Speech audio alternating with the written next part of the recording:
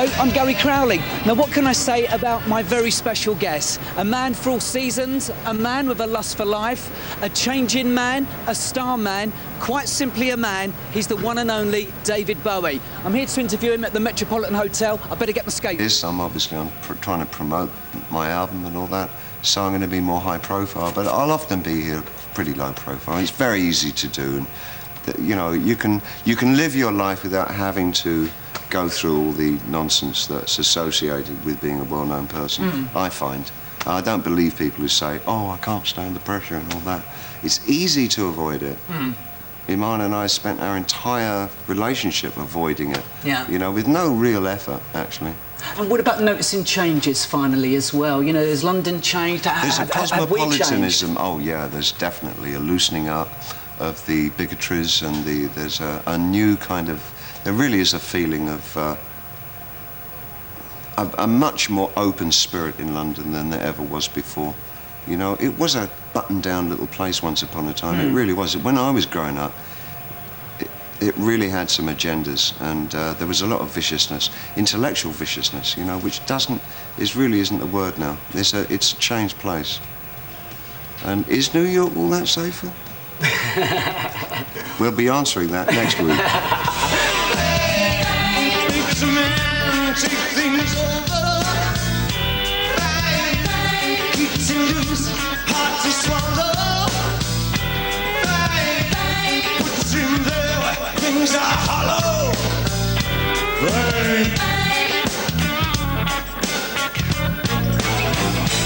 Fame is not a flame, just a game. Enough to sing you out of the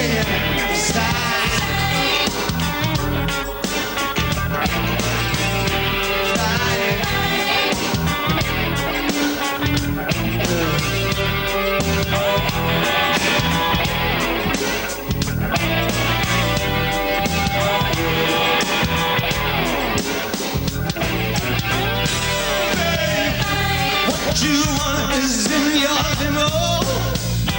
Fame. What you get is no tomorrow. Fine. What you need, you have to borrow. Fine.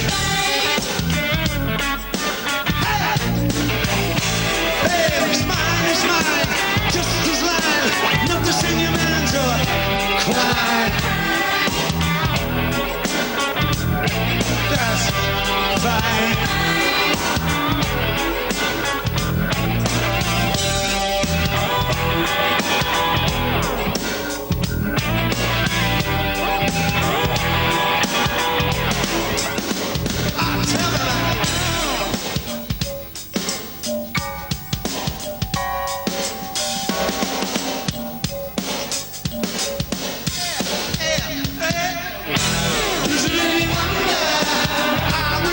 Voice.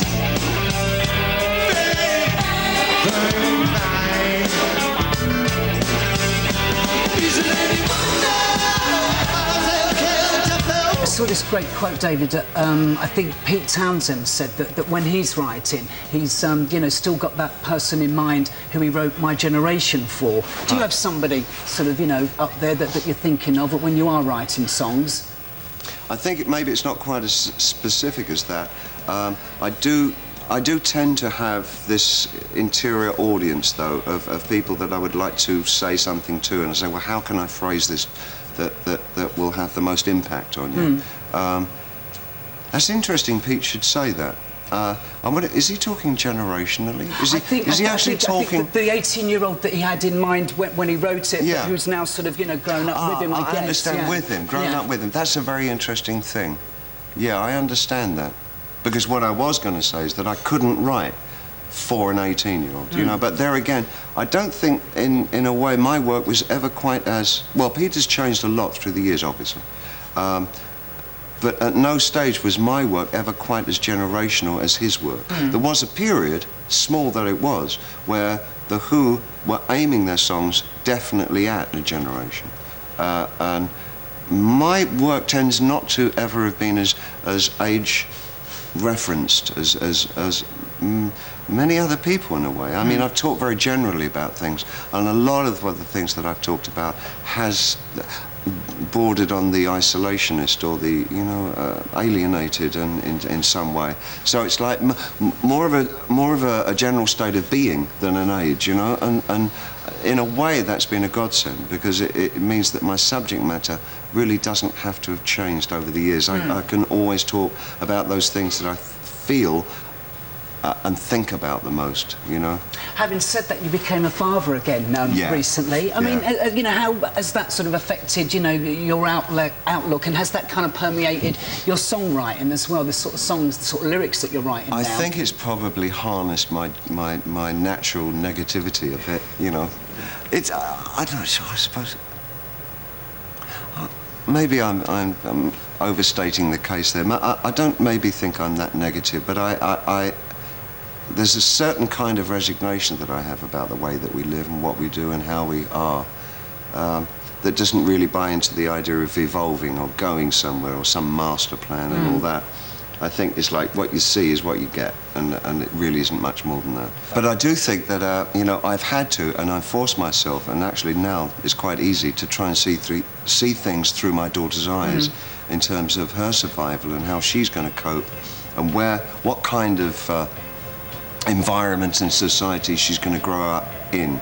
And so, you know, one becomes very paternal in that way, and very protective and responsible and all those things. And I think maybe it has already... Even thought to, because I think you gave up smoking recently, didn't you? Yeah, and that has an awful lot to do again with my daughter, you know. But the age thing, I don't know, you know, because I'm just learning how to get old.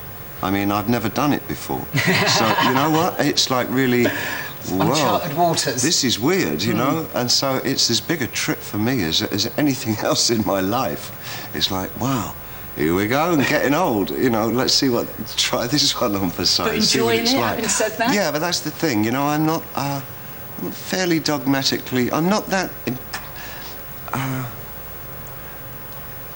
mean, I didn't particularly enjoy my youth, you know, I mean, that's to be perfectly frank about it, and, counting up the years and the experiences, that is like, I don't really like me or my life, and so I'll hide it with work, and I'll just work my way until, you know, I can get out of it. Yeah. So you know, it's sort of, a lot of it is treading water, thinking, how do I fill up this life, which I'm not enjoying? I know, I'll work. So does that mean that you didn't enjoy the success then? It was a case of, you know, immersing yourself in work? The majority of the time it was wasted on me.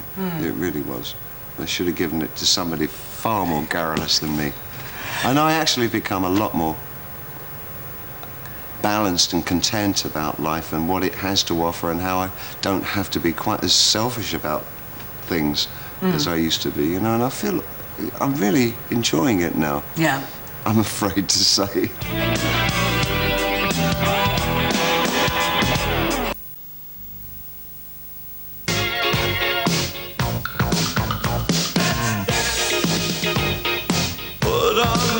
Shoes and dance the blues to the song they're playing on the radio. Welcome back to this David Bowie special, who of course has just released a new album in Heathen, which sees him rekindling his relationship with long-time associate and producer Tony Visconti. Here's what he had to say about it. There's a censorious attitude in the studio when I'm working with Tony. There's a real element of trust that I'm doing the right thing. So I can play really quite dodgy keyboards and guitar. Anything I touch is really quite dodgy in terms of musical instruments. But I get a sound out of it that I kind of like, you know. And with other producers, often it's that they'll say, that's a good idea. Well, get a proper musician in to replace that, you know, of course. And I say, why, of course? Oh, yeah, maybe you're right. And I get all, you know, yeah, I'm not a musician, you know what I mean? And it's like, and I hate that, because then there's often the case that afterwards I'll think, my version was actually better. I mean, the notes might not have been right, but it felt right, you know? And Visconti always, he's right in step with me. He'll say, that sounds really great, and keep that, you know? So I think that kind of collaboration, a real kind of trusting, supportive element working with me in the studio, it's that aspect of it I really enjoy a lot. I find that I write faster, and my ideas flow more, because I'm not judging myself either all the time, you know. So I'm just throwing out any crazy idea I might have. I think I was really pretty self-satisfied with it at the mix stage. I thought this is a successful piece of work. So for me, it was the job was done, you know, and it sort of. I'm absolutely knocked out that people have received it so well. I suppose the genius of the internet is that you kind of get feedback really fast, and because it tends to be overall a younger person that uses the internet rather than the even, you know, my age older group. Crowd, yeah. That's older crowd. Is that it's been really validating to see how many young people have been totally into that particular album. And that's important to you as well, reaching new fans as well. I mean, I wondered what it was like for a, you know, 55-year-old pop icon. Reaching fans is important. Yeah. Well, that always helps, to me, it's it? kind of immaterial what age they are, as long as they are. As long as they get to hear it. As long as they're still breathing. I'll be quite happy if they get to hear my music. But it's been, you know, because, again, as I say, because of the internet, it's been over the years. And of course, as far as this country is concerned, it's been nominated for the Mercury Music Prize as well. I mean, are things like that still important to you, David? I mean, what do you sort of make of that? I had to look up what the Mercury Prize was when I was told I was on it. And it said, not for people your age, in the definition. I was delighted. No, it's lovely. I mean, there's some actually very good artists on the other nomination. My particular favourite is The Streets. Is that the one that you'd like to see win if I don't know about the doesn't winning get thing. it? I mean, I can only talk from a very personal point of view, and the kind of thing that I would listen to. I think that kid is great. I love his poetry. I mean, he really is cool. Very good. Talking of writing, and you know, talking about this album as well. I mean, how sort of difficult is it for you? You know, 35 years of doing this to kind of sort of, you know, to keep coming up with the songs as well. I mean, does the sort of well ever sort of run dry at all? Or? No, and I think the reason being is that I don't see it as having to keep coming up with songs. You know, quite the way you put it. It's my work, but more than that, it's something that I do as easily as not that I take it lightly, but it's I find it's a facility that I have, that one of the things I not only find easy to do, but really want to do, is express myself through words and music. And I think I see it with painters too, you know, and guys who've been painting for years and years, they don't lose that urge and that curiosity and that need to keep expressing themselves in that particular form. And for me, it's the same thing. I do take it quite seriously as my art, you know, and it is what I enjoy the most. And what is it true, that quote that you asked him what he thought of what you were doing, and John Lennon said, "It's just rock and roll with lipstick, David." Yeah, just is that true? Rock and roll. Yeah. But he was great on those asides. You know, he had the most perfect quips. He would. And he used them a lot, you know. He didn't just use them once. I heard him use several of his bits 3 or 4 times. He kind of stocked up a bit. He was just great. He was insightful. He was so bright and viciously funny. Actually scathingly funny at times. And there's an element there that always surprised me about how cruel he could actually be if he wanted to be. Usually when he'd had a couple of drinks. But aren't we all? You know? But he could really he could destroy somebody in front of them, you know, if he wished to. On the other hand, he could make people really feel good about themselves. Yeah. Oh, he was great. Very charismatic. I mean, is there anybody kind of sort of, you know, that you haven't gotten round to working with yet, who you've kind of sort of got your eye on? Because there's such an array of people, you know, different people from different areas that you've worked with. I mean, Marlene Dietrich. I never actually worked with her. Did you not get to meet her, right? No, I never. Well, I shot my bit in Berlin. She shot her bit in Paris. We never met. And the only reason I did that movie was to meet Marlene Dietrich. So I was... isn't the word. Yeah. You go in there and do your bit. I know. I said, well, when do I get to meet her? I said, I'm afraid you won't be meeting her. She's not coming. What? I'm doing this awful film and she's not even coming? Oh, well.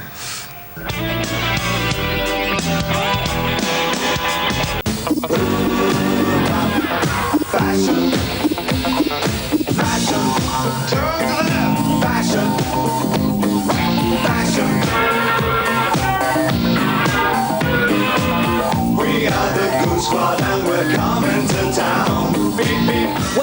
to this David Bowie special. Now, of course, the events of September the 11th had an impact on everybody across the world, not least David Bowie. He's been a long-time resident of New York City.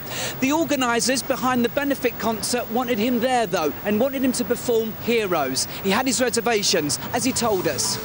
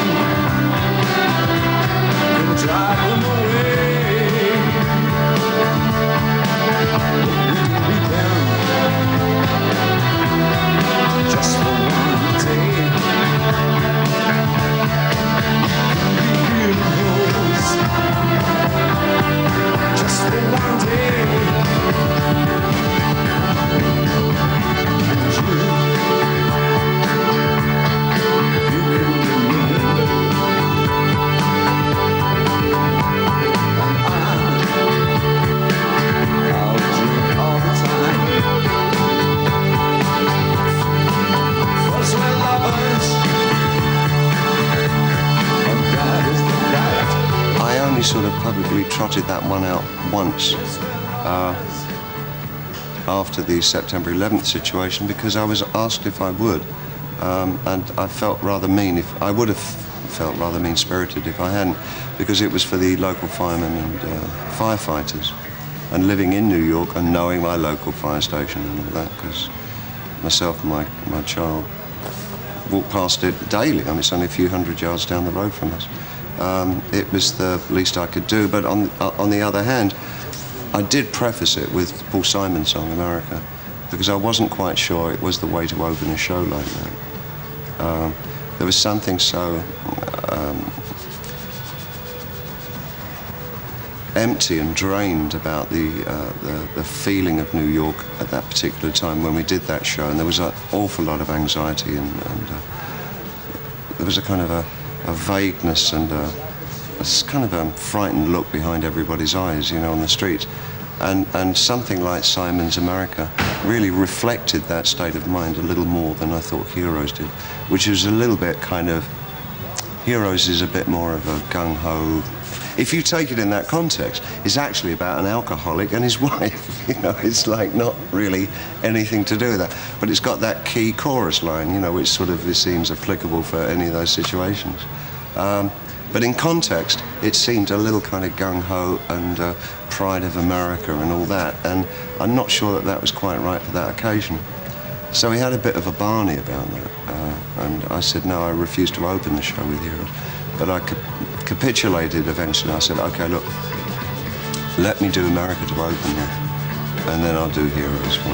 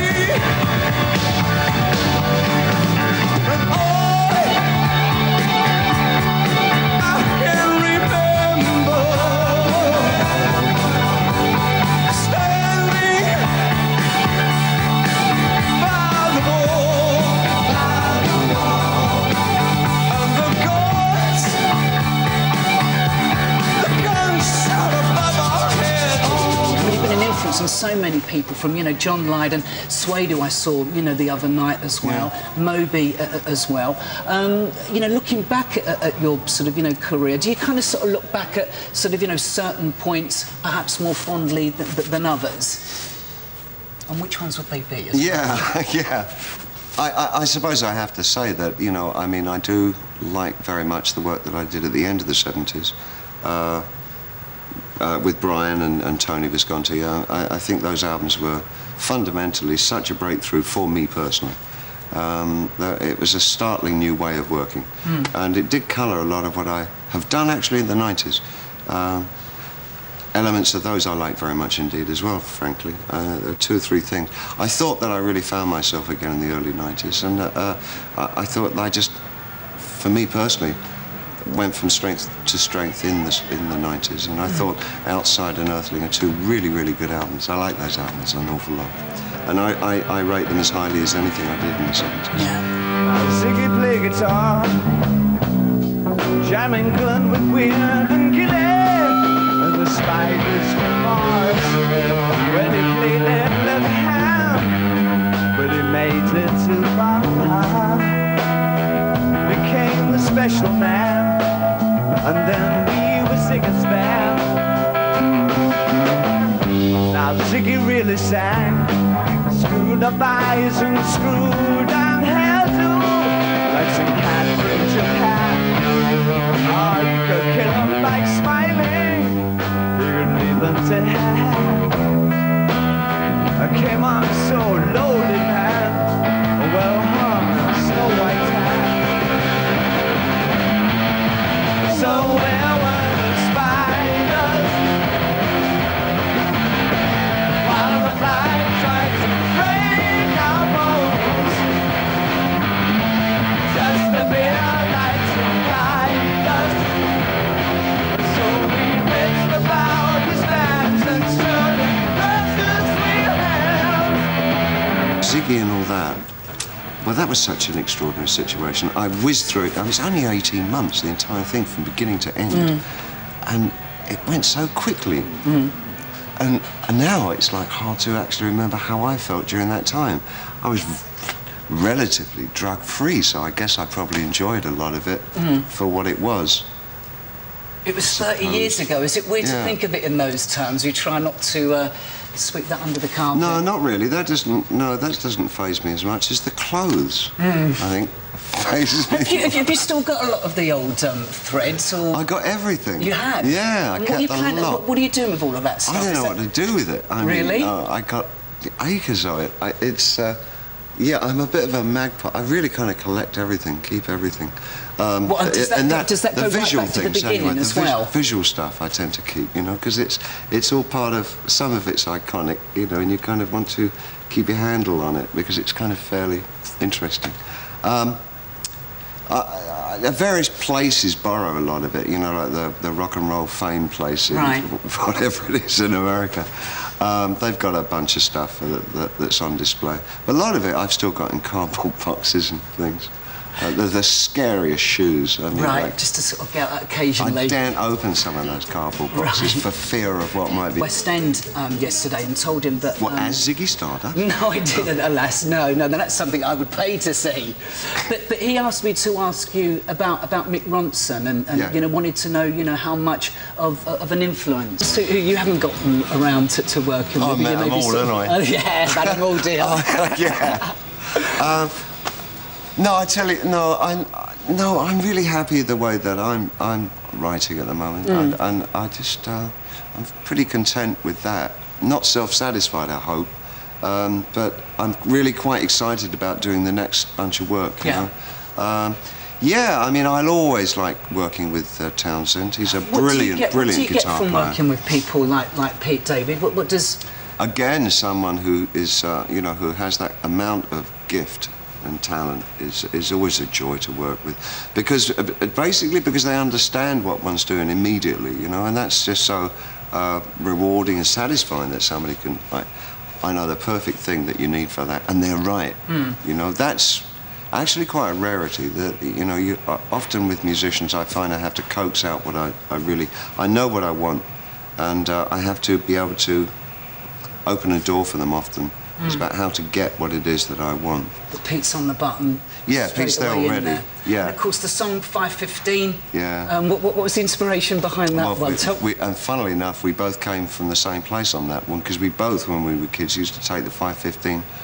It was like the morning train, you know. That's after coming back from clubs in Soho. Yeah, I know. I'd love to have seen that. What a picture. I must be honest, it didn't even occur to me that Pete had also written a song called 5:15, but we were both talking about the same train. I think perspective is a little bit different. Mine is really kind of negative. But it's like all the muses have left my life, so I'm changing towns. Thanks for joining me. One final question. Why did you kill Ziggy? Why? You know, that is true, that thing. So, I mean, it was hard enough to get things going on an interview basis with Tin Machine anyway. So we're sitting there, the four of us, and the only question this guy kept asking was, why did you kill Ziggy? And the others were getting so furious. So, hey, you want me to take this guy out? And the drummer's like wants to kind of rip him apart. And he doesn't get it. He said, we're here to talk about Tin Machine. No, but I must ask you, Ziggy was so important. Why did you kill Ziggy? I was like, I'm going to stiff this asshole. It was on and on. Lovely. Thanks for chatting to me. Enjoyed that. My great pleasure. Lovely. Thank you.